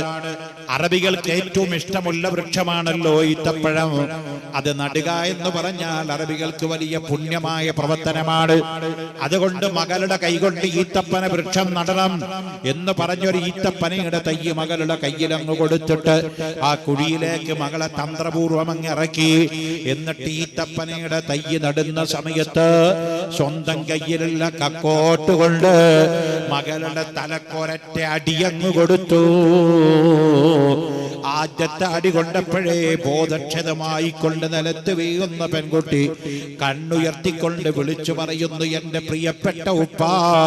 പറഞ്ഞു തീരുന്നതിന്റെ മുമ്പ് രണ്ടാമത്തെ അടിയടിക്കുകയാണ്, മൂന്നാമത്തെ അടിയും അടിക്കുകയാണ്. ആ കുഴിയിൽ കിടന്നുകൊണ്ട് ആ പെൺകുട്ടി അർദ്ധ ശ്വാസം നിലയ്ക്കുകയാണ്. മരണപ്പെട്ടു പോയ തന്റെ മകൾ ആ കുഴിയിൽ അങ്ങ് നിവർത്തി കിടത്തിയിട്ട് അതിന്റെ മുകളിൽ മണ്ണ് വാരി കൂമ്പാരമാക്കി വെച്ചിട്ട് ആ ഈത്തപ്പന തൈ തന്റെ മകളുടെ ശവത്തിന്റെ മുകളിൽ, മയ്യത്തിന്റെ മുകളിൽ, ഖബറിന്റെ മുകളിൽ നട്ടുപിടിപ്പിച്ചിട്ട് അവിടുന്ന് തിരിഞ്ഞു വന്നവനാണ് ഞാൻ നബിയേ. അതിന്റെ ശേഷം ഞാൻ കിടന്നുറങ്ങിയിട്ടില്ല. എനിക്ക് എപ്പോൾ ഉറങ്ങാൻ കിടന്നാലും എന്റെ മകളുടെ മുഖം എന്റെ കൽബിൽ ഓർമ്മ വരുന്നല്ലോ. ഇത്രയും വലിയൊരു തെറ്റ് ഞാൻ ചെയ്തു പോയിട്ടുണ്ട്. അതുകൊണ്ട് എന്റെ പാപം അല്ലാഹു പൊറുത്തു തരുമോ? എനിക്ക് പാപമോചനമുണ്ടോ? ആരാണ് നബി സല്ലല്ലാഹു അലൈഹി വസല്ലമ തങ്ങളോട് വന്ന് ചോദിക്കുന്നത്? മഹാനായ ദിഹിയത്തുൽ ഖൽബ് റളിയല്ലാഹു അൻഹു 41 പെൺകുട്ടികളെ ജീവനോടെ കുടിച്ചു മൂടിയതിന്റെ ശേഷം 42ാമത്തെ തന്റെ പ്രിയപ്പെട്ട മകളായ 16 വയസ്സുള്ള മകളെ കക്കോട്ട് കൊണ്ട് അടിച്ചു കൊന്ന് കബറടക്കം ചെയ്യപ്പെട്ടിട്ട് ആ കബറിന്റെ മുകളിൽ ഈത്തപ്പനയുടെ തൈ നട്ടുപിടിപ്പിക്കപ്പെട്ട ഹബീബായ നബി തങ്ങളുടെ പ്രിയപ്പെട്ട ശിഷ്യനായ ദിഹിയത്തുൽ ഖൽബ് വന്ന് പൊട്ടിപ്പൊട്ടിക്കരയുമ്പോ അള്ളാന്റെ റസൂല് പറയുന്നു, ചെയ്തതെല്ലാം അള്ളാഹു പുറത്തു തന്നിരിക്കുന്നു, മേലാൽ ചെയ്യില്ല എന്നുള്ള ആ ദൃഢനിശ്ചയത്തോടുകൂടെ അള്ളാഹുവിലേക്ക് ഖേദിച്ചു മടങ്ങിയ ദിഹിയത്തെ ചെയ്തതെല്ലാം അള്ളാഹു പുറത്തു തന്നിരിക്കുന്നു. അത്ര വലിയ അഹങ്കാരികളായിരുന്നു അറബികൾ. അത്ര ഒരു സ്വാതന്ത്ര്യവും ഒരു ഫ്രീഡവും കൊടുക്കാത്ത കാലഘട്ടത്തിലാണ് നബി സല്ലല്ലാഹു അലൈഹി വസല്ലം തങ്ങൾ സ്ത്രീക്ക് സ്വാതന്ത്ര്യം പറഞ്ഞുകൊണ്ട് ഇറങ്ങി വരുന്നത്. പ്രവാചകനെ വിമർശിക്കുന്നവർ ഇസ്ലാമിന്റെ സ്ത്രീ സ്വാതന്ത്ര്യത്തെ കുറ്റം പറയുന്നു. ആലോചിക്കേണ്ട കാര്യമാണ്, ഏത് സാഹചര്യത്തിൽ നിന്നുകൊണ്ടാണ് പ്രവാചകരായ മുഹമ്മദ് റസൂലുള്ളാഹി സ്ത്രീക്ക് വേണ്ടി ശബ്ദിച്ചത്? അന്ന് ആർക്കും പെണ്ണിന് വേണ്ടി പറയാൻ ധൈര്യമില്ല. പെണ്ണിന് വേണ്ടി പറഞ്ഞവര് പടിയുടെ പുറത്താണ്. എത്രത്തോളം എന്നറിയോ? മെൻസസ് ഉണ്ടായ ഒരു പെണ്ണിന് മെൻസസ് ഉണ്ടായ അവളെ പിന്നെ വീട്ടിൽ താമസിക്കില്ല, പടിയുടെ പുറത്താണ് അവളുടെ സ്ഥാനം. ഭാര്യയായാലും ഉമ്മയായാലും പെങ്ങളായാലും ആരായാലും മെൻസസ് ഉണ്ടായാൽ ആ പെണ്ണിനെ വീട്ടിൽ താമസിക്കില്ല, പടിയുടെ പുറത്താണ് അവൾക്കുള്ള സ്ഥാനം. നിങ്ങൾ കണ്ടോ, ബഹുമാനപ്പെട്ട ബീബി ആയിഷ റളിയല്ലാഹു അൻഹാ, ആയിഷ ബീവിനെ നബി തങ്ങൾ കല്യാണം കഴിക്കുന്നത് 7ാമത്തെ വയസ്സിലാണ്. അതൊക്കെ വലിയ കൺഫ്യൂഷനുള്ള കാര്യങ്ങളാണ്. 7ാമത്തെ വയസ്സിലൊക്കെ കല്യാണം കഴിക്കാൻ പറ്റുമോ? ഈ ഉത്ബുദ്ധ സമൂഹത്തിന് മുമ്പിൽ അത് പറയുമ്പോൾ സംശയത്തിന്റെ നൂലാമാലകളുടെ കെട്ടുകൾ ഇങ്ങനെ അഴിഞ്ഞു വരും. എക്സ്പ്ലാനേഷൻ ഇല്ലാതെ ചുരുക്കി പറയാൻ പറ്റുന്ന സബ്ജക്റ്റ് അല്ല ഇത്. പക്ഷെ വിശദമായി പറയുമ്പോൾ നമ്മുടെ സബ്ജക്റ്റിന്റെ മെറിറ്റിലേക്ക് എത്തൂല. മണിക്കൂറുകൾ തന്നെ സംബന്ധിച്ചാലും തീരാത്ത ഏറ്റവും കാലിക പ്രസക്തമായ വിവാദമായ ഒരു സബ്ജക്റ്റാണ് നമ്മുടെ പ്രസംഗത്തിന് വേണ്ടി എടുത്തിരിക്കുന്നത്. 7ാമത്തെ വയസ്സിൽ കല്യാണം കഴിക്കാൻ പറ്റുമോ? ആയിഷ ബീവിനെ നബി തങ്ങൾ കെട്ടിയത് എത്രാമത്തെ വയസ്സിലാണ്? 7ാമത്തെ വയസ്സിൽ. പക്ഷെ 7ാമത്തെ വയസ്സിൽ ആയിഷ ബീവിനെ നബി തങ്ങൾ കല്യാണം കഴിച്ചിട്ട് ദാമ്പത്യ ജീവിതം ആരംഭിച്ചില്ല. നബി തങ്ങളും ആയിഷ ബീവിയും തമ്മിലുള്ള ദാമ്പത്യ ജീവിതം തുടങ്ങുന്നത് 9ാമത്തെ വയസ്സിലാണ്. നബി തങ്ങൾ മരിക്കുമ്പോ ബഹുമാനപ്പെട്ട ബീവി ആയിഷ, എന്താ മെനം ഉണ്ടാതിരിക്കണേ, ബീവി ആയിഷ VVIP ആണ്. VIP കൂടിയല്ല, എക്സിക്യൂട്ടീവ് VVIP ആണ് ആയിഷ ബീവി. ഖദീജ ബീവിനെ കഴിഞ്ഞാൽ അല്ലാഹുവിന്റെ റസൂലിന്റെ ഭാര്യമാരിൽ രണ്ടാം സ്ഥാനത്ത് നിൽക്കുന്ന വനിത ബീബി ആയിഷ റളിയല്ലാഹു അൻഹയാണ്. തന്നെയുമല്ല, നബി തങ്ങളുടെ ഭാര്യമാരിലെ ഖദീജ ബീബി അടക്കമുള്ള നബി തങ്ങളുടെ ഭാര്യമാരിലെ ഏറ്റവും വലിയ പണ്ഡിത ആയിഷ ബീബി റളിയല്ലാഹു അൻഹയാണ്. 2500 ഹദീസ് അതിന്റെ സനദടക്കം ലോകത്ത് റിപ്പോർട്ട് ചെയ്ത വനിതയാണ് ബീബി ആയിഷ.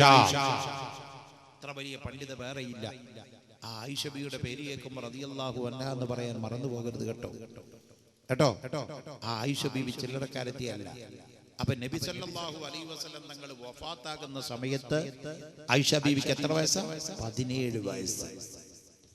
ഒരു +2 വിദ്യാർത്ഥിനിയുടെ പ്രായമേ ഉള്ളൂ അന്ന് ആയിഷ ബീവിക്ക്. ആ ആയിഷ ബീവിയുടെ മടിയിൽ തലവെച്ച് കിടന്നിട്ടാണ് പ്രവാചക തിരുമേനി സല്ലല്ലാഹു അലൈഹി വസല്ലം തങ്ങൾ അല്ലാഹുമ്മ റഫീഖൽ അഅലാ അല്ലാഹുമ്മ റഫീഖൽ അഅലാ അല്ലാഹുമ്മ റഫീഖൽ അഅലാ എന്ന് പറഞ്ഞുകൊണ്ട് നബി സല്ലല്ലാഹു അലൈഹി വസല്ലം തങ്ങൾ ഈ ലോകത്തോട് വിട പറയുന്നത് ആയിഷ ബീവി റളിയല്ലാഹു അൻഹയുടെ മടിയിൽ കിടന്നുകൊണ്ട് തലവെച്ചിട്ടാണ്. അതൊക്കെ സുദീർഘമായി സംസാരിക്കേണ്ട സബ്ജക്റ്റാണ്. ഞാൻ പറഞ്ഞു വരുന്നത്, 7ാമത്തെ വയസ്സിൽ കല്യാണം കഴിക്കാൻ പാടുണ്ടോ? ഇപ്പോ നമ്മുടെ നാട്ടിലെ വിവാഹ പ്രായം എത്ര? 18 വയസ്സാണ്. പെണ്ണിന് 18 വയസ്സ് തികയാത്ത ഒരു പെണ്ണിനെ വിവാഹം കഴിക്കൽ ക്രിമിനൽ കുറ്റമാണ്. മോനെ, നീ എവിടുക്ക കല്യാണം കഴിക്കാനാ? സമയമായിട്ടില്ല. അവ 18 വയസ്സ് തികയാത്ത ഒരു പെണ്ണിനെ വിവാഹം കഴിക്കൽ ക്രിമിനൽ ഒഫൻസ് കേട്ടോ. പണ്ട് എങ്ങനെയായിരുന്നു? ഒരു 4 കൊല്ലം മുമ്പേ എന്നറിയോ നിങ്ങള്? പെണ്ണിന് 21 വയസ്സാവണമെന്നായിരുന്നു നിയമം. സുപ്രീം കോടതി, ബഹുമാനപ്പെട്ട സുപ്രീം കോടതി ഒരു വിധിന്യായത്തിലൂടെ അതെടുത്തു മാറ്റിയിട്ട് പെണ്ണിന് 18 വയസ്സായാൽ മതി കല്യാണം കഴിക്കാം എന്ന് പറഞ്ഞു. ആ ജഡ്ജിമെന്റിന്റെ വിശദീകരണം, കോടതിയിലെ ജഡ്ജിമാര് ആ ജഡ്ജിമെന്റിന്റെ വിശദീകരണത്തിൽ പറഞ്ഞു, വിവാഹത്തിന്റെ മാനദണ്ഡം പ്രായമല്ല, പിന്നെ പക്വതയാണ് കണക്കാക്കുക. അല്ലാതെ നമ്മുടെ നാട്ടിൽ തന്നെ ചിലപ്പോ ചില ആൾക്കാരുണ്ടാകും മന്ദബുദ്ധികൾ. നിങ്ങൾ കണ്ടിട്ടില്ലേ? 60 വയസ്സായിട്ടുണ്ടാവും. മന്ദബുദ്ധിയാണ്. 60 വയസ്സായിട്ട് എന്താ കാര്യം? 10 വയസ്സായ കുട്ടിയുടെ ബുദ്ധി പോലും ഈ 60 വയസ്സായവനുണ്ടാവില്ല. അതുകൊണ്ട് ഏജ് അല്ല വിവാഹത്തിന്റെ കാര്യം, വയസ്സല്ല വിവാഹത്തിന്റെ കാര്യം, അത് പക്വത കൈവരിക്കലാണ്. ഈ അത്യന്താധുനിക യുഗത്തിൽ ഹൈ ടെക്നോളജി വർദ്ധിച്ച കാര്യത്തില് 48-49 വയസ്സായി എനിക്ക് ചിലപ്പോ ഒരു 12 വയസ്സായ കുട്ടിയുടെ വിവരം എനിക്കുണ്ടാവില്ല. പൊതുവെ നമുക്ക് ആർക്കും ഉണ്ടാവില്ല. അപ്പൊ നിങ്ങളുടെ കയ്യിലിരിക്കുന്ന മൊബൈൽ ഫോണ് ഈ ഇരിക്കുന്ന കുട്ടിയുടെ കയ്യിലൊന്ന് കൊടുത്തോക്കാം. അവൻ തന്നെ അഴിച്ച് ഫിറ്റ് ചെയ്ത് 5 മിനിറ്റ് കൊണ്ട് പീസാക്കിയിട്ട് പഴയ പോലെ തന്നെ ഫിറ്റ് ചെയ്ത് ഇങ്ങോട്ട് തരും. നമ്മളെ കൊണ്ട് അതിന്റെ ഓപ്ഷൻസ് എന്താന്ന് ചോദിച്ചാൽ ആകെ 2-3 അറിയാമല്ലോ. ഓഫാക്കാനും ഓണാക്കാനും ഒന്ന് വിളിക്കാനും കൊടുക്കാനും ഒന്ന് അത്യാവശ്യം ഫീഡ് ചെയ്യാനും. ആ മൊബൈലിലുള്ള സർവ്വ ഓപ്ഷൻസും നമ്മുടെ 5 വയസ്സായ കുട്ടി കാണാപ്പാടാൻ വ്യത്യസ്തമാക്കി വെച്ചിരിക്കുക. കമ്പ്യൂട്ടർ അവന്റെ കയ്യിലങ്ങ് കൊടുത്താൽ കയ്യിൽ നെയ്യപ്പം കിട്ടിയതിനേക്കാൾ ചൂടപ്പം കിട്ടിയ ലാഘവത്തോടെ അവൻ അത് അരിച്ചു ഭരിച്ചു കുടിച്ച് കിഴിച്ച് എല്ലാം കൂടി നമ്മുടെ കയ്യിലൊരു ഉണ്ടയാക്കി തരും. നമ്മൾ നേരം വെളുത്ത് വൈകുന്നേരം അതിന് മുമ്പിൽ നിന്ന് അടിച്ചാൽ പോലും ഒരു സൈറ്റിൽ കയറാൻ ചിലപ്പോൾ നമ്മളെ കൊണ്ട് സാധ്യമാവില്ല. അപ്പൊ 12 വയസ്സായ കുട്ടിയുടെ ഒരു നോളജ് 48-കാരനും 50-കാരനുമായി 60-കാരനുമായി എനിക്കും നിങ്ങൾക്കും ഇല്ല പ്രിയപ്പെട്ടവരെ. ഇത് ലോകത്ത് വിദ്യാഭ്യാസത്തിന്റെ വളർച്ച കൊണ്ടുണ്ടായ മാറ്റമാണ്, ടെക്നോളജിയുടെ വളർച്ച കൊണ്ടുണ്ടായ മാത്രമാണ്. അതുകൊണ്ടാണ് ബഹുമാനപ്പെട്ട സുപ്രീം കോടതി പറഞ്ഞത് വിവാഹം 21 വയസ്സ് എന്നുള്ളത് 18 വയസ്സിലേക്ക് ചുരുക്കിയപ്പോ ആ ജഡ്ജ്മെന്റിൽ സുപ്രീം കോടതിയിലെ ജഡ്ജിമാര് പറഞ്ഞത് വിവാഹത്തിന്റെ മാനദണ്ഡം പ്രായമല്ല കണക്ക് കൂട്ടുന്നത്, അത് പക്വത കൈവരിക്കലാണ്. അത് ലോകത്ത് ആദ്യം പറഞ്ഞ വ്യക്തി ആരാണ്? ഹബീബായ മുഹമ്മദുർ റസൂലുള്ളാഹി. കാരണം ഇസ്ലാമിന്റെ മറ്റൊരു ചരിത്രം നോക്കിയാൽ കാണാം, ഖദീജ ബീബിനെ നബി തങ്ങൾ കല്യാണം കഴിക്കുമ്പോ റസൂലുള്ളാഹിക്ക് എത്ര വയസ്സാ? 25. ഭാര്യയാകുന്ന ഖദീജ ബീവിക്ക് എത്ര വയസ്സാ? 40. കണ്ടോക്കള്, ഇസ്ലാം രണ്ടും കാണിച്ചു തരുന്നുണ്ട്. ഒന്ന്, ഏജ് ഓവറുള്ള പെണ്ണിനെ കല്യാണം കഴിക്കുന്നതിൽ ഇസ്ലാം മതത്തിൽ വിരോധമില്ല. കാരണം പ്രവാചകനായ മുഹമ്മദ് നബി സല്ലല്ലാഹു അലൈഹി വസല്ലം ആദ്യം കല്യാണം കഴിക്കുമ്പോൾ പ്രവാചകർക്ക് 25 വയസ്സും ഭാര്യയാകുന്ന ഖദീജ ബീവിക്ക് 40 വയസ്സും പ്രായമുണ്ടായിരുന്നു. അത് തന്നെ വിധവയായിരുന്നു ഖദീജ ബീവി. നേരത്തെ ഒരാൾ കല്യാണം കഴിച്ചതിൽ 9 വയസ്സ് പ്രായമുള്ള ഒരു പെൺകുട്ടിയുടെ ഉമ്മയായിരുന്നു ഖദീജ ബീവി. ആ ഖദീജ ബീവിനെയാണ് നബി തങ്ങൾ ആദ്യമായി കൊണ്ട് കല്യാണം കഴിച്ചത്. കന്യകകളെ കിട്ടാത്തതിന്റെ പേരിലല്ല, സൗന്ദര്യമുള്ള പെൺകുട്ടികൾ മുഹമ്മദ് നബിക്ക് വശംവദ ാകാൻ ആഗ്രഹിക്കാത്തതിന്റെ പേരിലല്ല.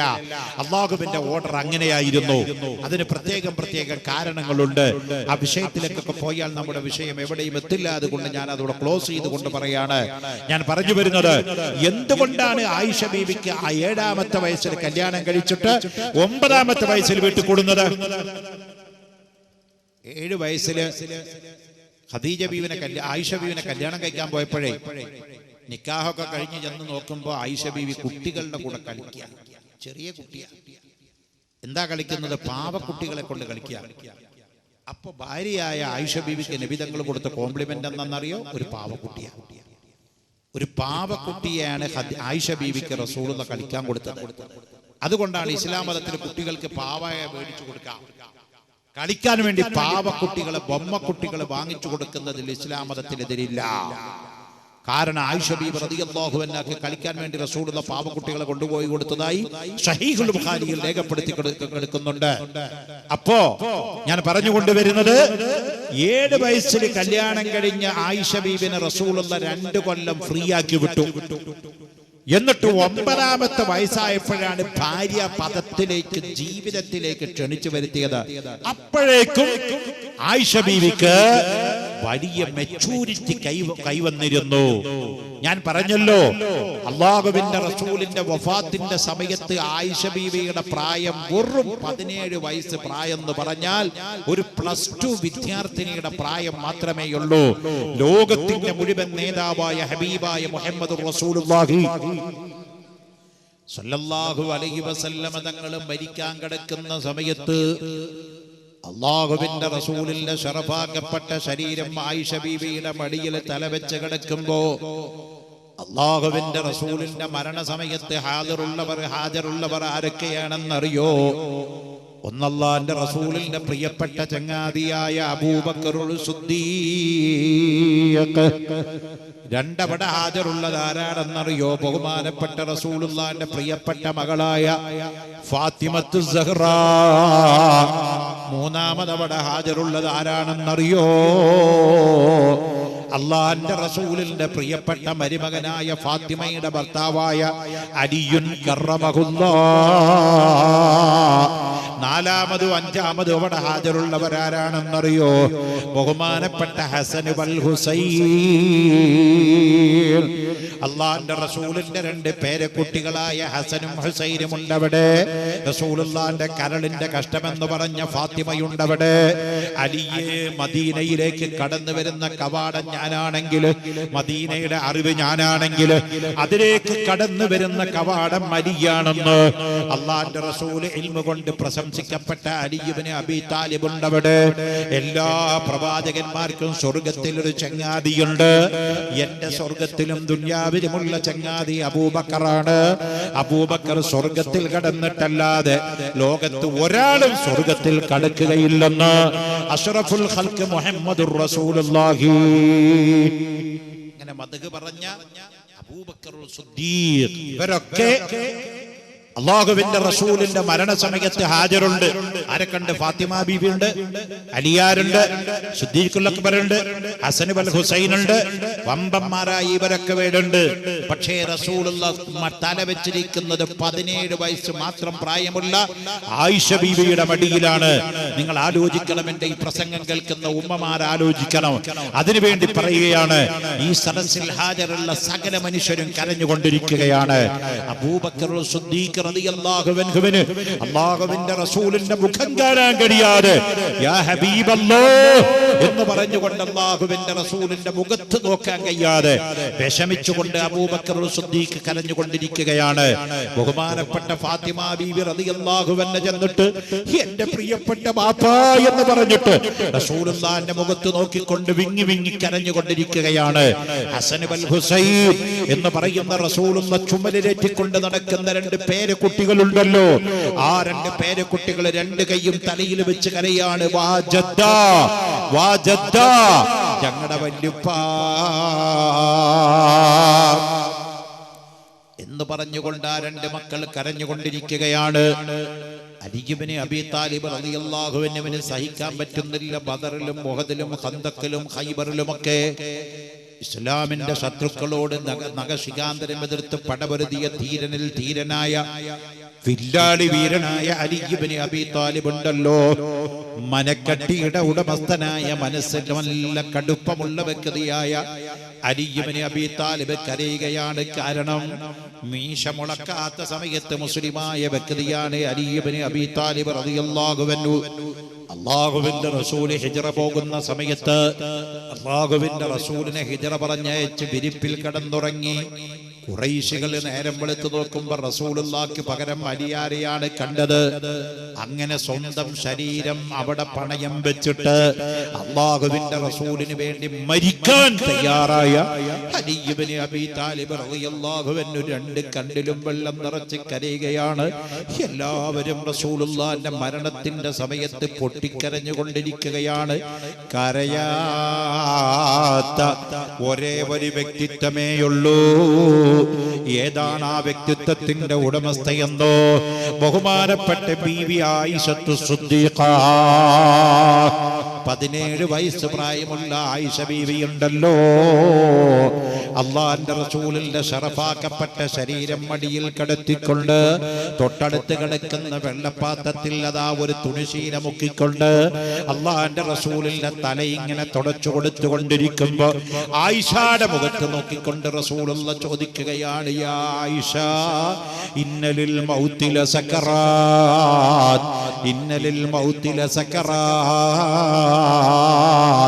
മരണത്തിന് കഠോരമായ വേദനയുണ്ടല്ലോ ആയിഷ, സഹിക്കാൻ പറ്റാത്ത വേദനയുണ്ടല്ലോ ആയിഷ എന്നിങ്ങനെ റസൂലുള്ള ആയിഷാന്റെ മുഖത്ത് നോക്കിക്കൊണ്ട് ചോദിക്കുമ്പോ ലവലേശം ചഞ്ചലിപ്പില്ലാതെ മനസ്സുറപ്പിച്ചു വെച്ച പെണ്ണായ ആയിഷ ബീവി റളിയല്ലാഹു അൻഹ അള്ളാന്റെ റസൂലിന്റെ ശരീരം തടവിക്കൊടുത്തുകൊണ്ട് അവസാനം തന്റെ ശറഫാക്കപ്പെട്ട മടിയിൽ കിടത്തിക്കൊണ്ട് ദുനിയാവിൽ നിന്ന് റസൂലുള്ളാഹിനെ അന്ത്യശ്വാസം വലിപ്പിച്ച അത്രയ്ക്ക് മനക്കട്ടിയുള്ള പെണ്ണാണ് ബഹുമാനപ്പെട്ട ബീബി ആയിഷ.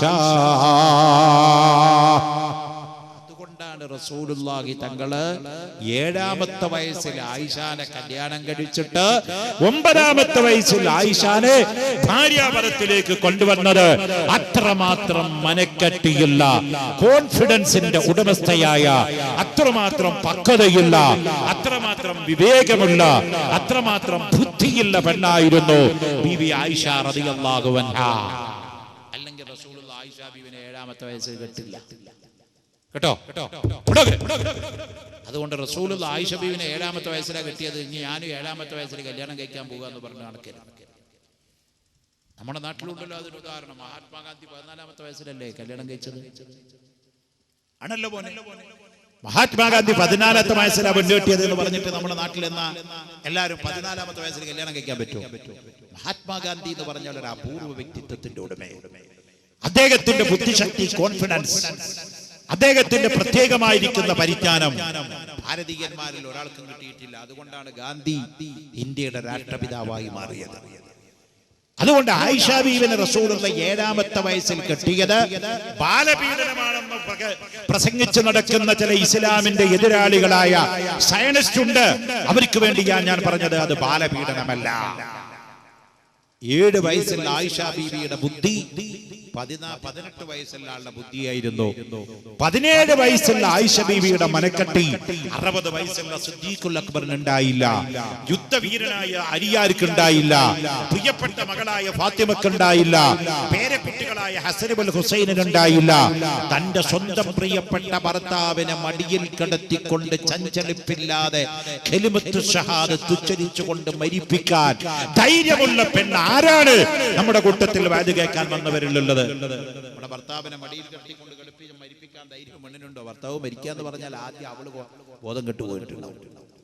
ഭർത്താവ് മരിക്കാന്ന് പറയണ്ട, മാരകമായ സൂക്കടാണ്, അസുഖമാണ് ഭർത്താവിന് എന്ന് പറഞ്ഞാൽ ഭാര്യ ആദ്യം ബോധം കെട്ട് വീഴും. അങ്ങനെയാണ് നമ്മുടെ 99% പെണ്ണുങ്ങളുടെയും മാനസികാവസ്ഥ.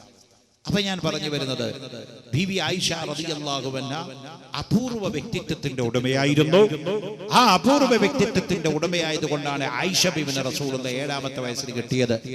നബിയുടെ വിവാഹ ജീവിതത്തെ സംബന്ധിച്ച് വിമർശിക്കപ്പെടുന്ന ആളുകൾക്ക് അത് മനസ്സിലാക്കാൻ വേണ്ടി ഞാൻ പറഞ്ഞു മാത്രം. നബി തങ്ങൾ ഏക ഭാര്യനെ മാത്രമേ കന്യകമുള്ള പെണ്ണിനെ കിട്ടിയിട്ടുള്ളൂ, അത് ആയിഷ ബീവി മാത്രമാണ്.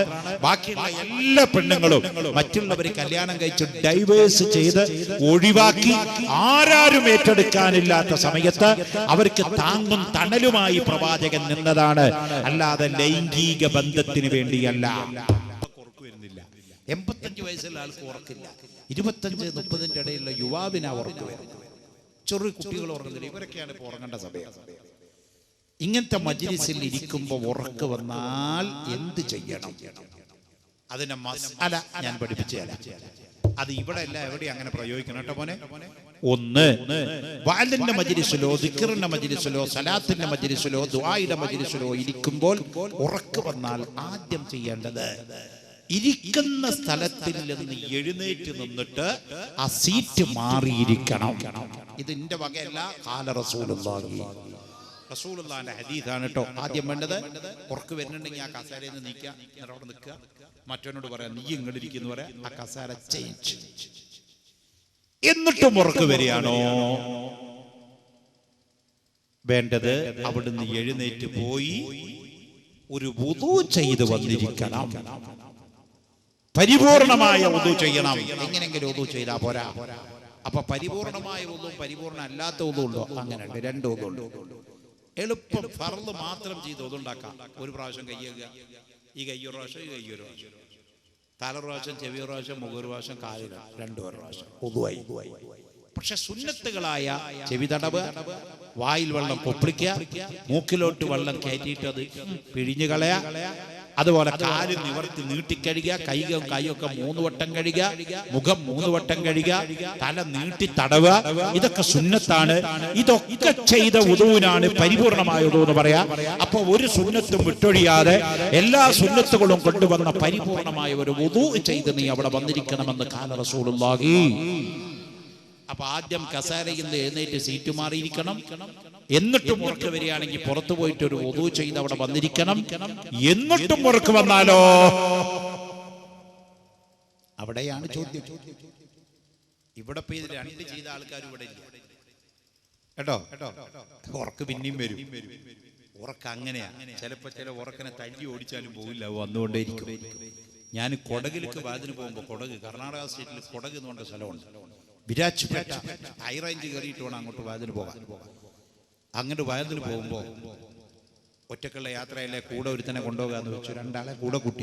സെക്യൂരിറ്റി എന്തിനാ? വയല് കഴിഞ്ഞ് എനിക്ക് തിരിച്ചിങ്ങോട്ട് ചുര ഇറങ്ങി വരണം, രാത്രിയാണ്.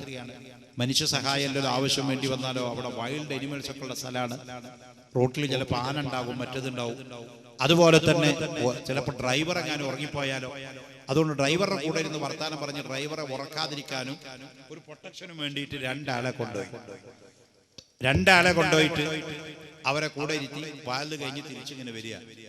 വരുമ്പോ ഒരു സ്ഥലത്തെത്തി. മാക്കൂട്ടം എന്ന് പറഞ്ഞ സ്ഥലമുണ്ട്, കേരളത്തിന്റെ ബോർഡറാണ്. അവിടെയുള്ള ഒരു ചായപ്പീടിയ രാത്രി, പിന്നൊക്കെ കാട. അതുകൊണ്ട് അവിടെ വെച്ചിട്ട് ഒരു ചായ കഴിക്കാമെന്ന് വെച്ച് വണ്ടി നിർത്തിയിട്ട് ഞാൻ പറഞ്ഞു 4 ചായ. എനിക്കും ഡ്രൈവർക്കും കൂടെയുള്ള 2 പേർക്കും കൂടി 4 ചായ പറഞ്ഞു. ആ പീടിയക്കാരൻ 4 ചായ ഉണ്ടെന്ന് പറഞ്ഞു. വണ്ടി അവസാനം സ്റ്റാർട്ട് ചെയ്യാൻ സമയത്ത് ചായയുടെ പൈസയൊക്കെ കൊടുത്ത് ഇയാൾ ഓടി വന്നിട്ട് പറഞ്ഞു, ഉസ്താദേ 4 ചായ അല്ലേ അങ്ങ് തന്നത്? അതെ. പക്ഷെ 3 ഗ്ലാസ്സേ കിട്ടിയിട്ടുള്ളൂ, 1 ഗ്ലാസ് കാണാനില്ല. ആരാണ് അപ്പൊ നമ്മുടെ കൂട്ടത്തിൽ ഗ്ലാസ് കേൾക്കുന്നവനാരാ? ആരെങ്കിലും വെറുതെ കൊടുത്താലും ഇപ്പൊ ചായപ്പിടിയുടെ ഗ്ലാസ് കൊണ്ടുപോയി കുപ്പി ഗ്ലാസ് ആർക്ക് വേണം?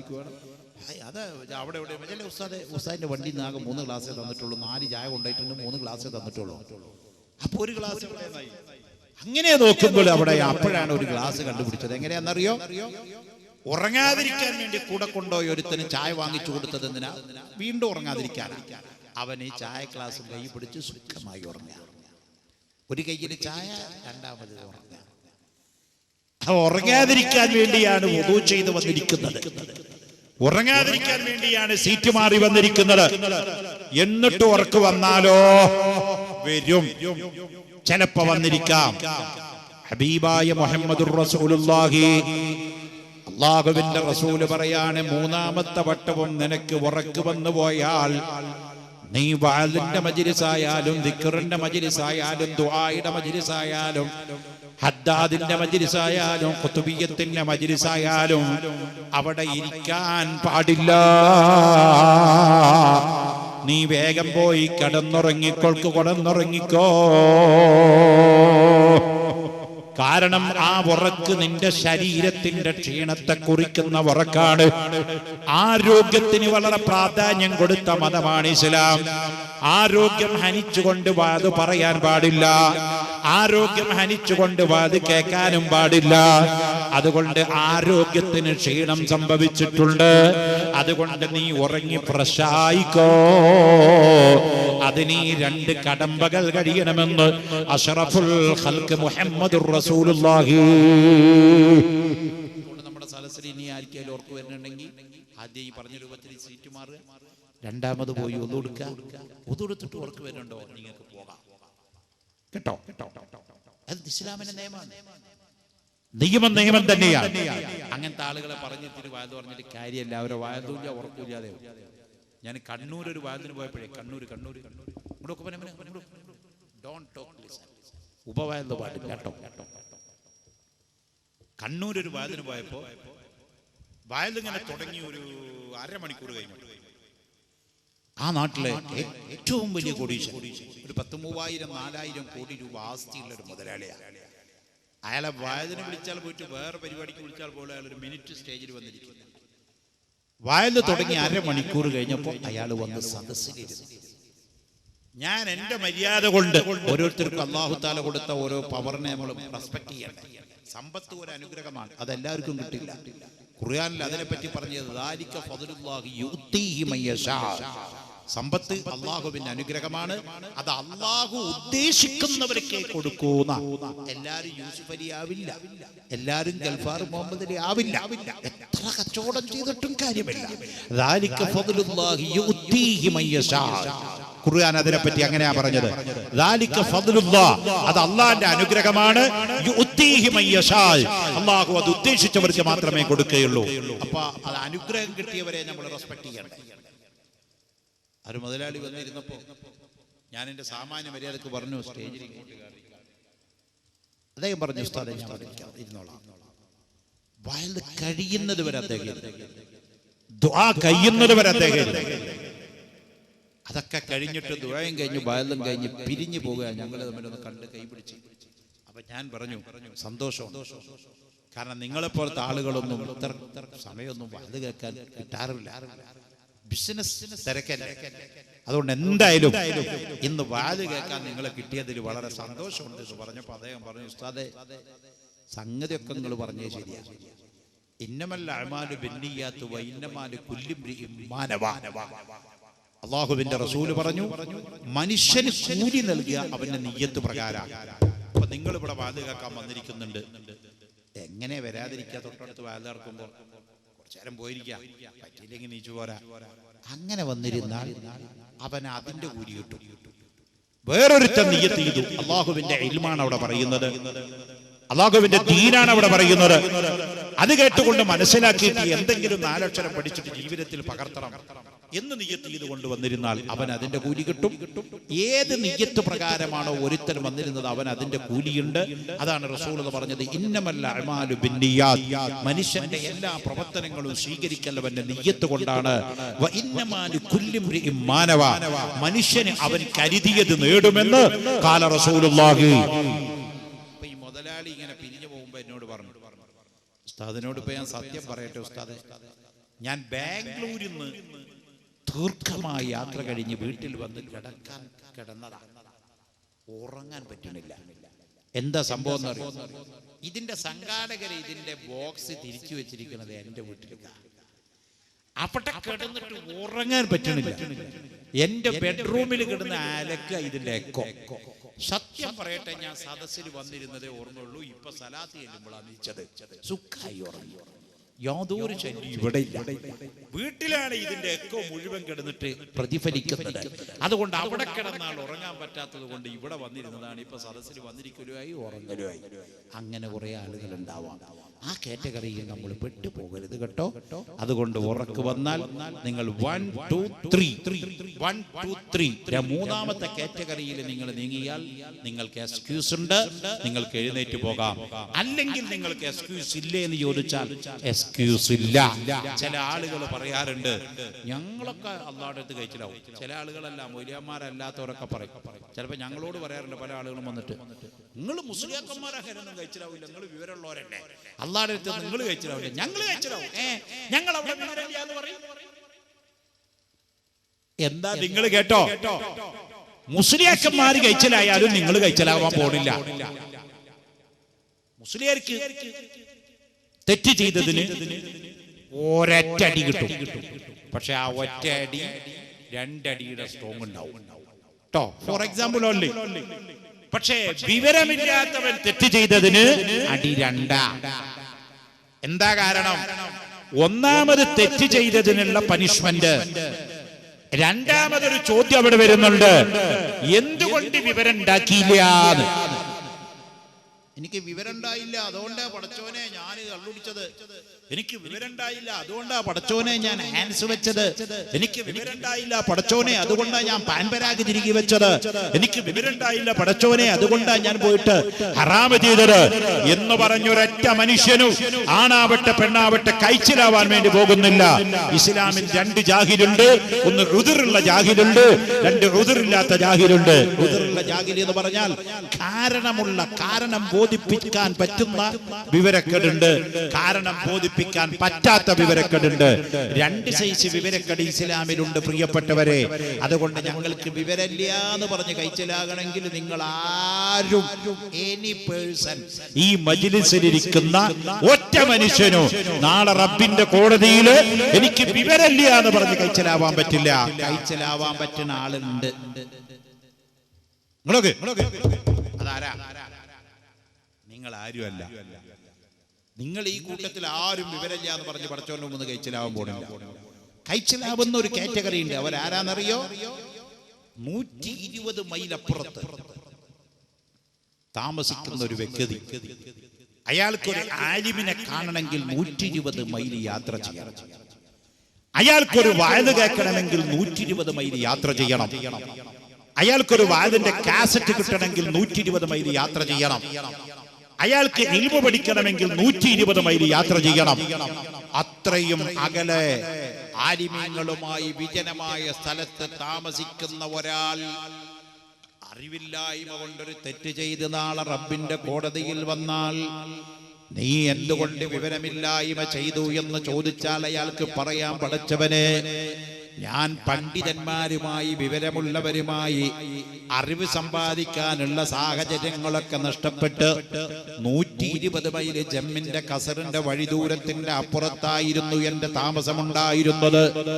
അങ്ങനത്തെ ഒരു വ്യക്തിക്ക് ഇസ്ലാം മതത്തിൽ അതേ അല്ലാഹു തആല കാരണം ബോധിപ്പിച്ചാൽ മാപ്പ് കൊടുക്കും.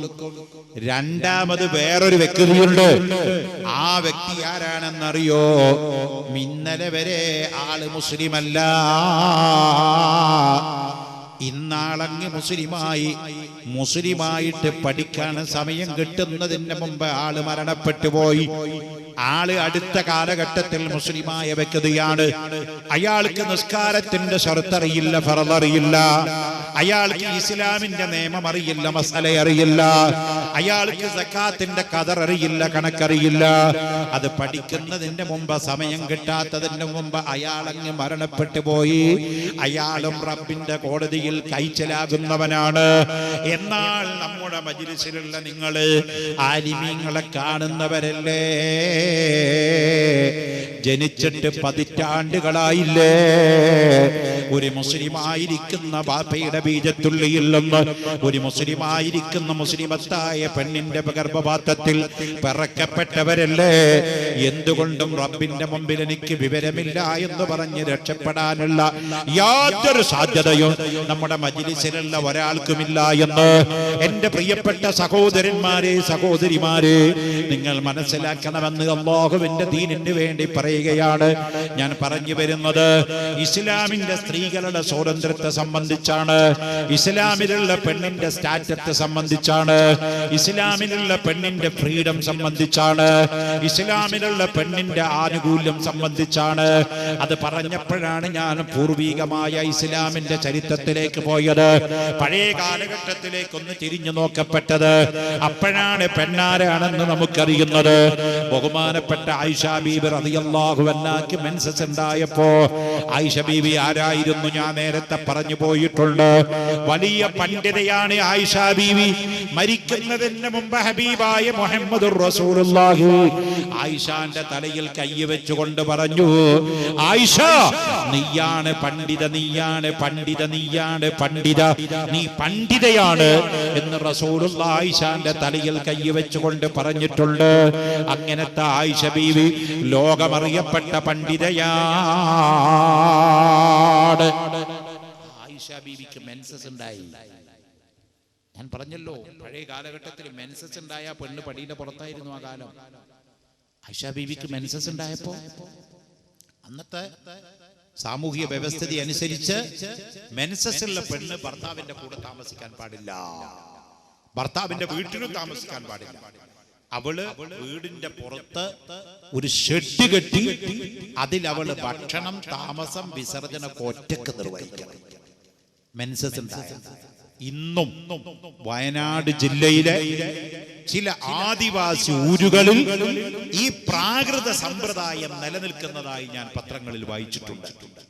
ആദിവാസി ഊരുകളില്, വയനാട് ജില്ലയിലെ ചില ആദിവാസി ഊരുകളിൽ ഇന്നും പെണ്ണിന് മെൻസസ് ഉണ്ടായാൽ, അവളെ അശുദ്ധിക്കാരിയായാൽ അവളെ വീടിന്റെ പുറത്ത് നിർത്തിക്കൊണ്ട് കുടിലുകളിൽ കൊണ്ടുപോയി താമസിച്ചുകൊണ്ട് അവളുടെ ഭക്ഷണം വേറെ, അവളുടെ വസ്ത്രം വേറെ, അവളുടെ വിസർജനം വേറെ, അവളുടെ ശ്വാസം പോലും ഏൽക്കാത്ത നിലക്ക് വീട്ടിൽ നിന്ന് ഒഴിച്ചിടപ്പെടുന്ന ഒരു കാലഘട്ടം ഹബീബായ മുഹമ്മദുർ റസൂലുള്ളാഹി തങ്ങളുടെ കാലഘട്ടത്തിൽ ഉണ്ടായിരുന്നു. നബി തങ്ങൾ ചെല്ലുമ്പോ ആയിഷ ബീബി റസൂലുള്ളാഹിനെ കണ്ടപ്പോ വീടിന്ന് പുറത്തേക്ക് അങ്ങ് ഇറങ്ങി ഓടി. വയസ്സ് 9 ആയിട്ടുള്ളൂ. ഓടിയപ്പോൾ റസൂലുള്ള പിറകെ ചെന്നു, ആയിഷ വിളിച്ചു. ആയിഷ ബീബി നിൽക്കുന്നില്ല. റസൂലുള്ള ഓടി, ആയിഷ ബീബി ഓടന്നെ. അങ്ങനെ ഓടിയപ്പോൾ വീണ്ടും ഹബീബായ മുഹമ്മദ് റസൂലുള്ളാഹി സ്വല്ലല്ലാഹു അലൈഹി വസല്ലം പിറകെ പോയി വിളിച്ചു, ആയിഷ നിൽക്കെവിടെ എന്ന് പറഞ്ഞു. ആയിഷ ബീബി പറഞ്ഞു, നബിയെ ഞാൻ നിൽക്കില്ല, അങ്ങേക്ക് പിന്നെ കാണാൻ പാടില്ല, അങ്ങേക്ക് പിന്നെ തൊടാൻ പാടില്ല, അങ്ങയുടെ കൂടെ എനിക്ക് താമസിക്കാൻ പാടില്ല, അങ്ങക്ക് ഭക്ഷണം ഉണ്ടാക്കി തരാൻ പാടില്ല, അങ്ങക്ക് ചായ കൊണ്ടുവരാൻ പാടില്ല, അങ്ങയുടെ വിരിപ്പിൽ ഇരിക്കാൻ പാടില്ല. ബഹുമാനപ്പെട്ട നബിയുനാ മുഹമ്മദ് റസൂലുള്ളാഹി തങ്ങൾ ചോദിച്ചു, എന്താ ആയിഷ നീ പറയുന്നത്? വിഡ്ഢിത്തരം. എന്നെ കാണാൻ പാടില്ലാന്നോ? എന്റെ വിരിപ്പിലിരിക്കാൻ പാടില്ലാന്നോ? എനിക്ക് ഭക്ഷണം ഉണ്ടാക്കാൻ പാടില്ലാന്നോ? എന്താ കാരണം? ആയിഷ ബീവി പറഞ്ഞു, ഞാൻ മെൻസസ് ഉള്ള പെണ്ണാണ്, ഹൈലുകാരിയാണ്, ഞാൻ ഹൈലുകാരിയാണ്, പിരീഡുള്ള പെണ്ണാണ്, മെൻസസ് ഉള്ളവളാണ്.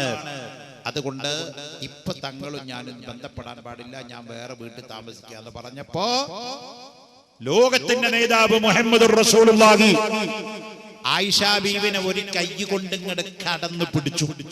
എന്നിട്ട് മറ്റേ കൈ കൊണ്ട് ആയിഷാനങ്ങ് വലിച്ചിട്ട് തന്റെ ശരീരത്തോട് ചേർത്ത് നിർത്തി.